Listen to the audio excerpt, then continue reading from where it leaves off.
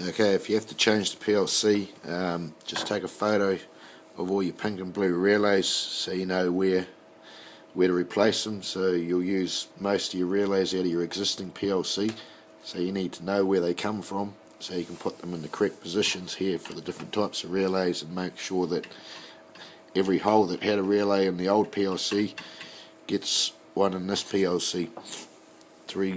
To rewire the PLC, rather than pulling all these wires out and have to rewire the whole PLC, you can disconnect the two black screws in each rail.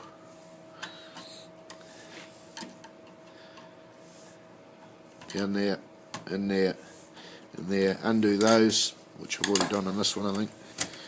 And basically that'll pull out with the wires connected to it. So you pull all four of those off, and that'll separate the PLC from the wiring.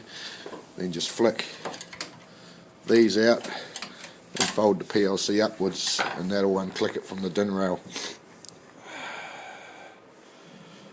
So just make sure you just record all the details and the locations of the pink and blue relays.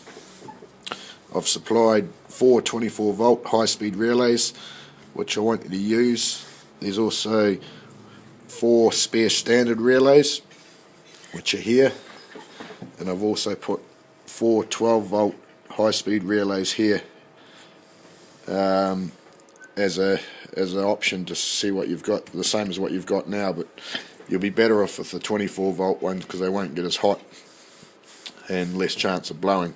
There's also some spare output relays here and the other type of output relays here, so which you may need. So you've got a few spares. The program's been loaded direct into the hard drive, and the PLC will be storing that memory.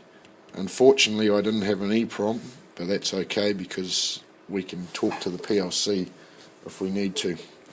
I'm also going to send a new communication cable which goes from the serial port on the computer to the PLC. Just as a backup, I'd rather have it and not need it than think, oh, we need a new cable too. If your computers don't have serial ports, you need to buy one of these USB to serial port adapters. I won't send those, they should just be readily available from an electronics shop. Generally they come with a driver so that you've got to install to get the communications, and you just go to device settings,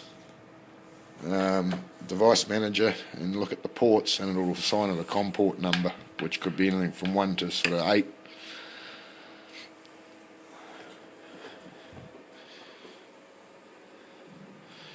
If you're using the computer, I mean, these run best on Windows XP with the software in that. If you need to go to Windows 7, only go to a 32-bit system, because the 64-bit system won't recognise the drivers as easy, and it's not that it doesn't really work. So keep with Windows XP if possible, or Windows 7 32-bit as a must. Alright, good luck guys.